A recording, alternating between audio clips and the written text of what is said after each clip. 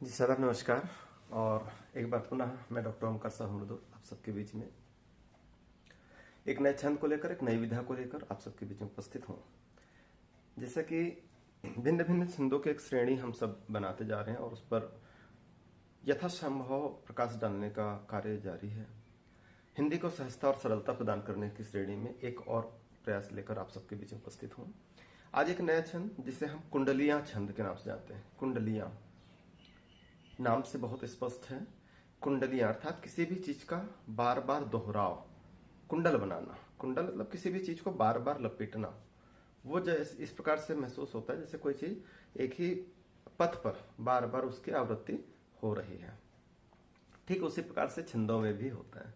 और इस छंद को देखेंगे आप कि कुंडली का परिचय रख दो पहले। सबसे पहले तो कुंडली एक विषम मात्रिक छंद है। कुंडली एक विषम मात्रिक छंद है जो कि सदैव जो है दो छंदों से मिलकर बना होता है, जिसमें पहला दो पद जो होता है, पहला जो पद होता है वो दोहा का होता है और दूसरा जो पद होता है वो एक रोला का होता है। या हम यूं कहें कि एक दोहा और एक रोला मिलकर एक कुंडली का निर्माण करते हैं। कुछ नियमों में परिवर्तन किए गए हैं कि दोहा और रोला को किस प्रकार से जोड़ा जाए, है ना। तो यहाँ पर कुछ नियम है उसको देख लें। दोहा आप सभी ने जाना है, दोहा किस प्रकार से लिखा जाता है, रोला किस प्रकार से आप सभी ने पूर्व के वीडियो में भी देखा है। उसके वीडियो में आप सबके बीच में डिस्क्रिप्शन में भेज चुका हूँ, आप चाहें तो उसे भी देख सकते हैं। तो अब जब हम कुंडलियां पढ़ेंगे तो दोहा रोला को जोड़ने के बाद उसे कुंडलियां क्यों कह दिया गया, यह भी आवश्यक बात है, इसे भी जान लें। यहां पर जानना आवश्यक यह है, कुंडलियां अर्थात किसी भी चीज का मुड़ा होकर पुनः उसके दोनों सिरों का आपस में मिल जाना। ठीक उसी कुछ प्रकार से यहाँ पर हमारे इस रचना में भी देखने को मिलेगा आपको।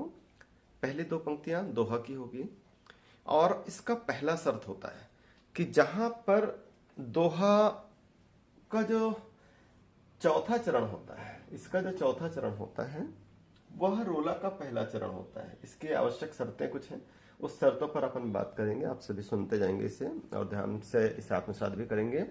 परिचय इसका यह है कि विषम मात्रिक छंद है। एक पंक्ति में 24 और अगर हम दोहा में देखें तो 48 मात्राएं, और इसी प्रकार से अगर हम रोला में देखें तो यहाँ पर भी हमें 48 मात्राएं प्राप्त, 24 मात्राएं सभी पंक्तियों में प्राप्त होती है और 6 पंक्तियों का एक यह सृजन हो जाता है। तो 6 पंक्तियों में अगर आप 28 मात्राएं देखेंगे तो कुल 144 मात्रा हमें प्राप्त हो जाती है। और विषम मात्रिक क्यों कहा जाता है इसको? दोहा जो था वह अर्ध सम्मात्रिक था, 2 पंक्तियों में था। रोला जो था वह सम्मात्रिक छंद था जो कि 4 पंक्तियों में था। लेकिन यहां पर देखें, इसको विषम मात्रिक कहने का कारण क्या है? इसके पहले चरण पर मात्राओं की संख्या देखिए, यहां से लेकर इस यति तक यहां पर मात्राओं की संख्या जो है वह है 13, यहां पर 13, फिर 11, 11, 11, 11। तो अगर हम विषम चरणों को देखें तो विषम चरणों में 13, 13, 11, 11, 11, 11, मतलब समानता नहीं है। यहां पर भी देखें सम चरणों में तो यहां पर आप देखेंगे 11, यहां पर 11, फिर 13, फिर 13, फिर 13, फिर 13। इस प्रकार से आपके मात्राओं पर भिन्नता मिलती है हम सबको, इसलिए इसे हम विषम चरण कहते हैं। और इसकी विषमताओं के कारण, चूंकि मात्रिक छंद है और इसमें मात्राओं की विषमता पाई जाती है, इस कारण से इसे हम विषम मात्रिक छंद कहेंगे। ये तो बातें हमारे इसके परिचय की हो गई। अब ध्यान दें, से कुछ नियम हैं। कुछ नियम कैसे हैं? यहां पर मैंने पहली 2 पंक्ति, ये 2 पंक्तियां जो है एक दोहा की है, देख लें आप, और इसके बाद एक जो है ये रोला का। तो दोहा रोला जोड़िए समया विषम विवेक, छंद वर्ग मात्रिक विषम कुंडलियां तिरेक। इसका छंद वर्ग क्या होता है? विषम मात्रिक होता है, मात्रिक विषम छंद है। और क्या लिखा है? दोहा रोला को जोड़ दीजिए, सम या विषम विवेक, अपने विवेक के अनुसार सम पद पर या फिर विषम पद पर। ये पहला शब्द जो है सम भी रख सकते हैं और यहाँ पर विषम यानी कि त्रिकल से भी हम प्रारंभ कर सकते हैं। कुंडलियां अतिरेक चरण चौथा दोहराए, पंक्ति 5वीं देख सृजक उपनाम बिठाएं। 2 और नियम जान लेते हैं कि क्या लिखा है मैंने? कुंडलियां अतिरेक, चरण चौथा अपनाए। यहाँ पर चरण जो चौथा, इसका जो चौथा चरण होता है, दोहे का जो चौथा चरण होता है, इसको दोहराना होता है। देखिए इसका रोला का पहला चरण जो है, हमारे दोहे के चौथे चरण को ही हम बिल्कुल यथावत रख देते हैं। यहाँ पे कुंडलिया अतिरेक बिल्कुल वैसा का वैसा ही हमने रखा हुआ है। तो इसका चौथा चरण इसका रोला का पहला चरण हो जाता है, एक नियम हो गया। दूसरा नियम हमने क्या कहा, पंक्ति पांचवी देख, पांचवी पंक्ति ये है, तो इसमें क्या करता है, सृजक उपनाम बिठाए। जो भी सृजनकार होता है वो चाहे तो अपना उपनाम यहाँ पर संयोजित कर सकता है, समावेशित कर सकता है यहाँ पर। तो मैंने यहाँ पर लिखा, देखें, बिठाए मृदुल परोसे मंत्र, मृदुल उपनाम है मेरा, तो मृदुल परोसे मंत्र मानिए इसका लोहा। प्रथम शब्द से अंत, प्रथम शब्द से अंत, पहला शब्द क्या था हमारा, दोहा, तो प्रथम शब्द से अंत कुंडली करता दोहा। पहला शब्द और अंत का शब्द एक ही होगा। अब दोनों सिरे आपस में आके मिल गए हैं। यही बात हम कहना चाह रहे थे कि कुंडली क्यों कहा जाता है, क्योंकि इसका पहला सिरा, इसका अंतिम सिरा, ये आपस में मिलते हैं। इस कारण से इसको हम इस प्रकार की कुंडलियों के कारण जो है, इसका एक वलय जो पड़ता है इसमें, इसके वृत्ति पथ के कारण इसे हम इसे कुंडलियां का नाम देते हैं। और कुंडलियों में देखिए बार बार एक यह प्रवृत्ति बार बार होती है, तो हम इसे कुंडली ना कह के इसको कुंडलियां कहते हैं। बार बार उसमें होता, बहुवचन है जो, इस कारण से हम इसे कुंडलियां नाम दिया गया है। यहाँ पर भी देखें कुंडलिया में पुनः आवृत्ति क्या हो रही है, कुंडलियां अतिरेक, चौथे चरण की पुनरावृत्ति हो रही है। यहाँ पर देखें अपने पहले शब्द की पुनरावृत्ति हो रही है। तो यहाँ पर आप विषम पदों पर भी लेकर बना सकते हैं इसको।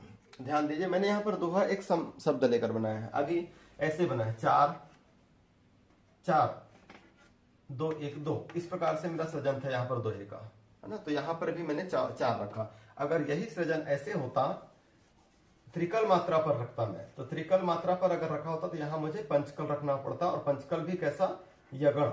पंचकल भी कैसा रखते हैं हमेशा, यगण, ताकि जब हम विषमकल वाले सब दोहा से कुंडली बनाएंगे तो ये पूरा का पूरा शब्द, ये दोनों का दोनों शब्द फिर हमारा तुकांत पे आ जाता है। इस दोनों का दोनों शब्द पूरा यहाँ पर तुकांत में आता। तब हम यहाँ केवल एक त्रिकल शब्द को नहीं लेते, यहाँ पर पूरा ले लेते। जैसे एक उदाहरण देता हूं आपको, अगर यहाँ पर रखा होता भाग्य विधाता, भाग्य विधाता, अब देखें विधाता, ये त्रिकल है 2 1, और ये पंचकल है। मैंने पंचकल बताया था कैसे लेते हैं, 1 2 2 लेते हैं। तो भाग्य विधाता, जब हम इसको लेते तो हम एक तुकांत यहां से नहीं बनाते। प्रथम शब्द क्या कहलाता है इसका, ये पूरा खंड प्रथम शब्द कहलाता। तब यहाँ पे पूरा का पूरा भाग्य विधाता आ गया होता, और यहाँ पर इसका तुकांत आप रख सकते हैं। इसका तुकांत सदैव इससे मिलता है। यहाँ पर रोला का नियम है, देखिए चौकल चौकल से अंत है, चौकल चौकल से अंत है। यहाँ पे दोहा का नियम है 2 1 2 1 से अंत है, तो इसका तुकांत इससे मिलेगा, इसका तुकांत इससे, इसका तुकांत इससे। प्रत्येक 2 पंक्तियों में समतुकांत रखे जाते हैं। यह नियम था आपका कुंडलियों का। कुंडलियां बहुत ही अच्छा छंद है, गेय छंद है, और बहुत ही आसानी से आप इसे सुन सकते हैं, समझ सकते हैं। कहीं पर भी कोई कठिनाइयां आपको नहीं होगी। बहुत सारी स्वच्छंदता मिलती है किसी बात को कहने के लिए। 144 मात्राएं हैं, 144 मात्राएं में मात्रिक है। तो हमने एक प्रकार से इस कुंडलियों में प्रयास किया है कि कुंडली के नियम ही आपको याद हो जाए। उससे लिखते समय जो है आपको हो सकता है कि कुंडली के नियम आपको याद हो जाए। ये एक बार पुनः देख लीजिए। दोहा रोला जोड़िए समया विषम विवेक, छंद वर्ग मात्रिक विषम कुंडलिया अतिरेक। कुंडलिया अतिरेक चरण चौथा दोहराए, पंक्ति 5वीं देख सृजक उपनाम बिठाए। मृदुल परोसे मंत्र मानिए इसका लोहा, प्रथम शब्द से अंत कुंडली करता दोहा। कुंडली करता दोहा, यह कुंडली का एक सृजन विधान था। कुंडली को मैंने आप सबके बीच में परोसा।